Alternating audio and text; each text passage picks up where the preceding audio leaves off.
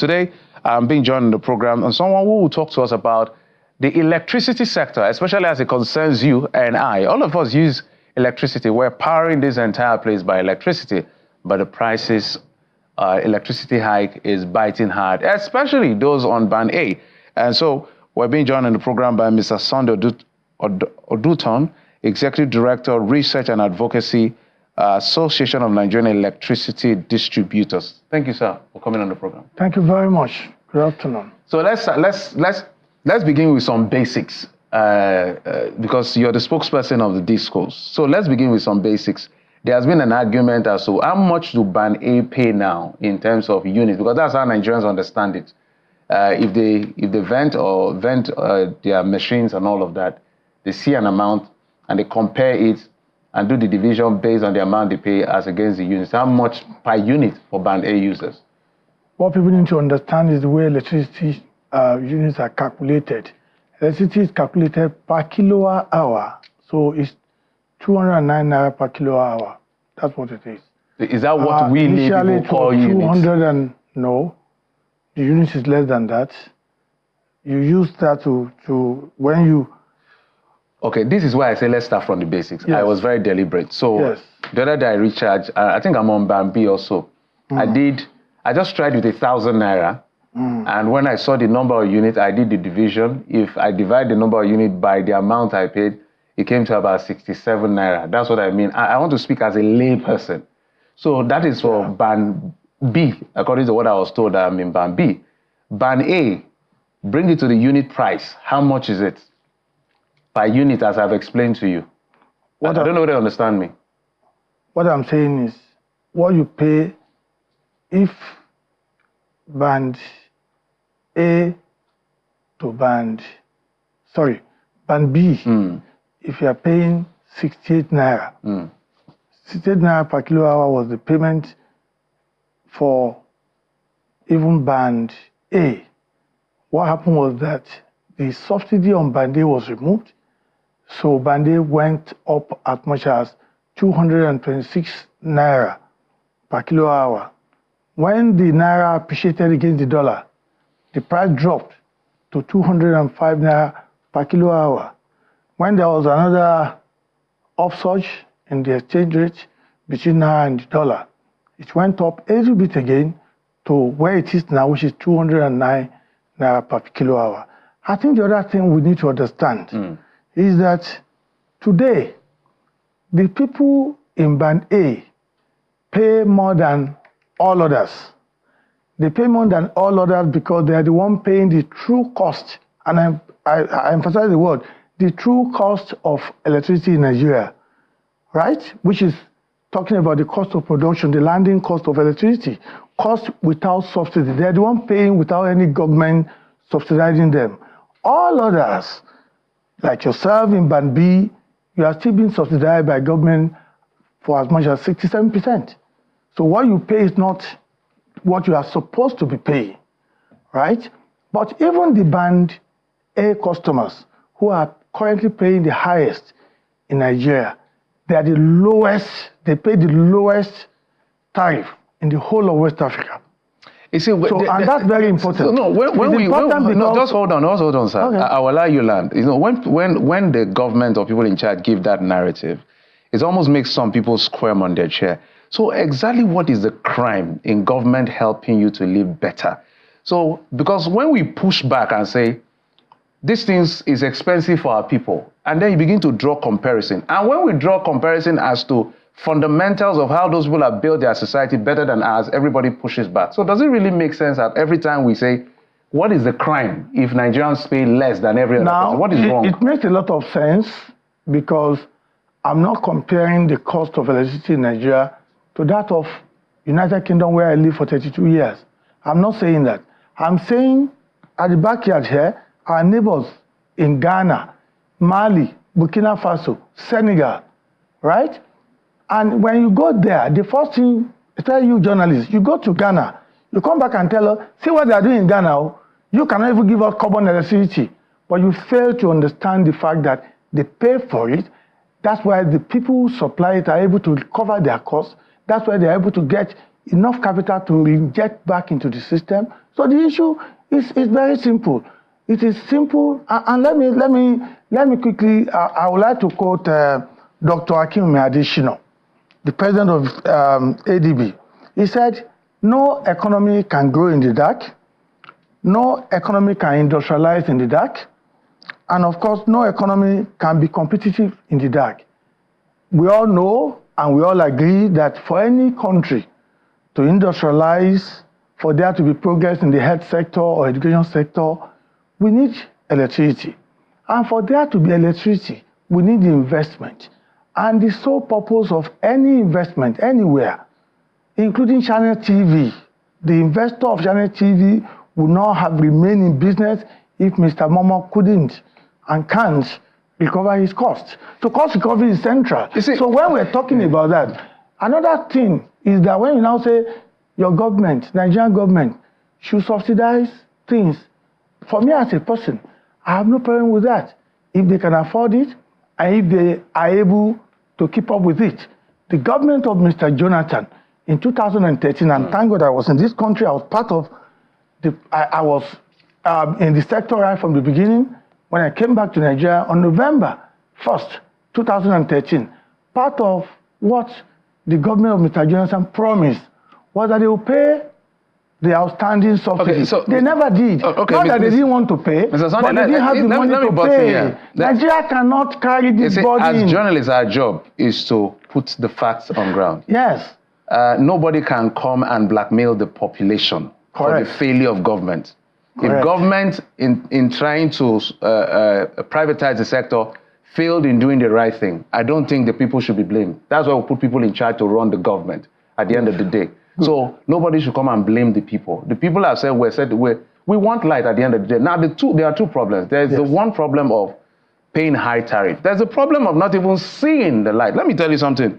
I read something from the Osodoke, Mr. Emmanuel Osodoke of ASU. He's been crying out as to what the electricity tariff is doing to university community.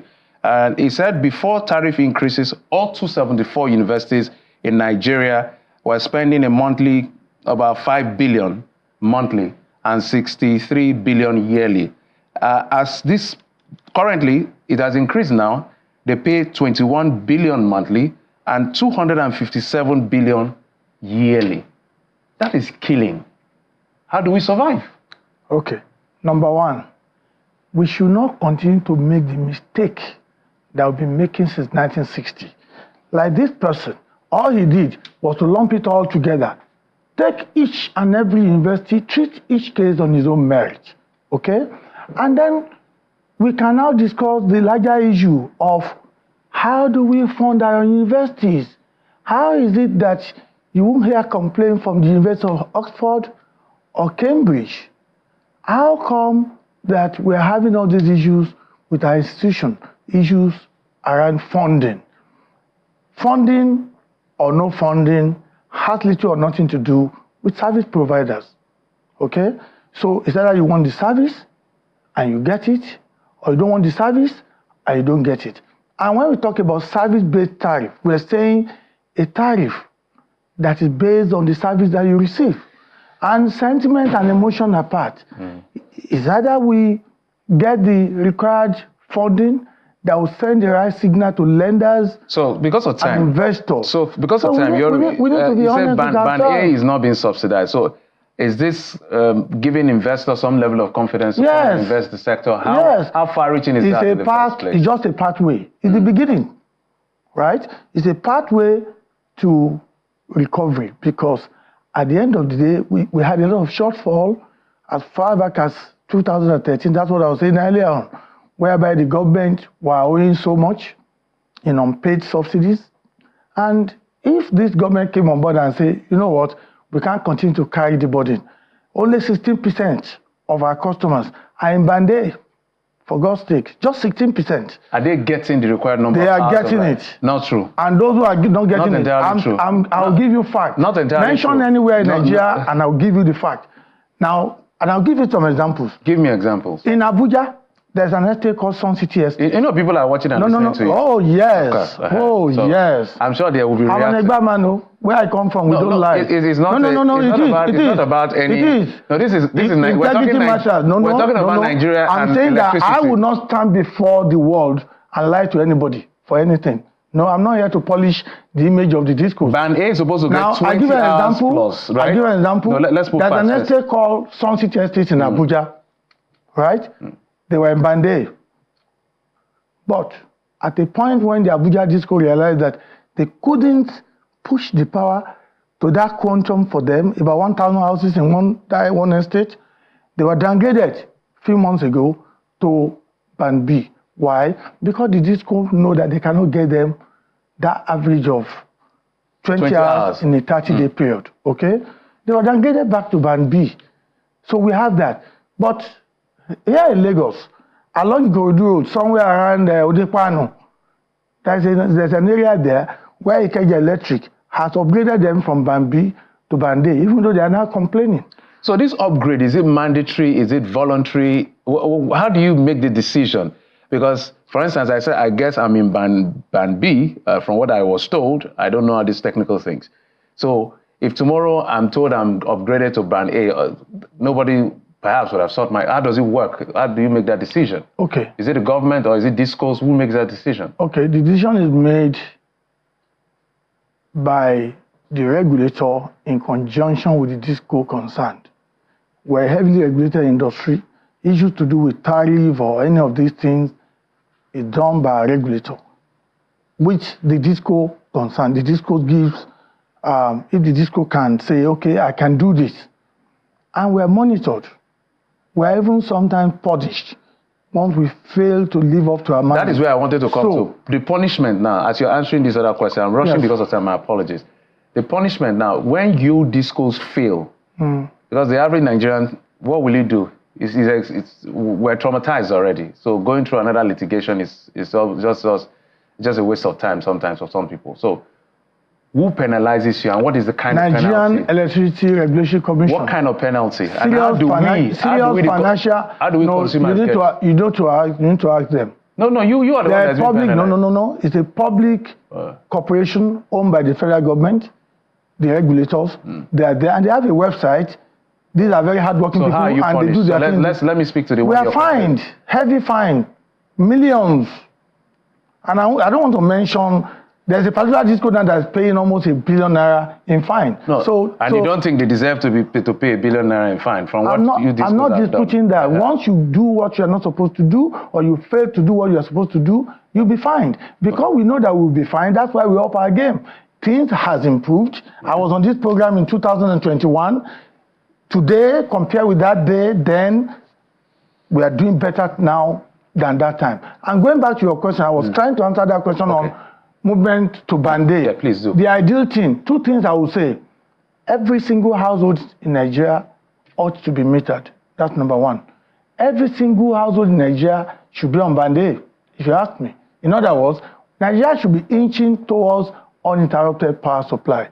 We should be aware of the fact that Nigeria needs to have electricity. So if you're on Band B or Band C or Band D, you should not be happy to be on Band D. But if you want to go to Band A, you should be prepared to pay for Band A. If you want to eat bread, you have to pay for the loaf of bread. This thing is called basic service. And then I'm thinking about the people in the rural area that are barely scraping the surface to get life and get. Don't bother yourself about that one. We have a special thing for people in the rural area. If you go on the website of our regulators, you'll see people in the rural area are billed differently, right? They're not in any of these bands? No, they are in the bands, but the way their tariff is calculated is different. Go on the website of NERC. These are not heartless people. What they do is to try and make things easy and better. And for those 16% who are on Band A. Is it the entire country, 16%, right? Yes. Okay. Of our customers. Those are people on Band A. So when I even hear the noise, I wonder. So 16% don't want electricity. Is significant, actually, for a 200 million population. It's still significant. Anything 16% is like tight. It's like commission when you do business. So it's quite significant. It's not. So 16 out of 100 people are enjoying good electricity. So you don't want us to give it extend to the others. You know, it is ideal that everybody gets the service. Let's get it. But people need to be able to pay for it. Our purchasing power is low. You understand? Now, let's go to the issue of meters now. You talked about it, so let's get there before we wrap up. How much is a meter now? Let's say single phase and all of that. I don't know that off head, but I can tell you that everybody who have access to the internet can check it. I know that for three-phase meter, it's about 180 something thousand naira now. Again, the movement in the price or the cost of meters is due to the forex problem. And let me again emphasize the fact that meters are not supplied directly by the DisCos. We have external meter manufacturers, third-party meter manufacturers that are accredited by our regulators. And these people too need to have access to loan on a single-digit rate. These people too need to be able to recover their costs. You see, when it comes to your own business now, you're looking at all the incentives that should come. No, when I now push back on behalf of the Nigerian people, I'm talking about meter manufacturers. No, for us as a people, and can those who jackpot, when you live in sane climate, every month as you collect your salary, the first thing you think about are your bills, utility bills. Okay. Pay your bills. So you can't enjoy electricity free of charge. It's not a social service. I understand perfectly. But it should be an affordable, available social service. Your last thought in 30 seconds on this. Well, 30 seconds. I want all Nigerians to know that for us to be able to supply you with electricity, we need to be able to make it happen. To make it happen, we need to be able to recover the cost, have the necessary incentive to be able to invest in it with the aim of recovering the cost back. Please pay your bill, and we'll do all our best to serve you better. Mr. Sunday Oduton, Executive Director, Research Advocacy Association of Nigerian Electricity Distributors. So we'll make a case for you, for government to give you incentive, single digits, but you also help us and make this electricity affordable. Is that a deal? That's a deal. Thank you for coming on the program. Thank you.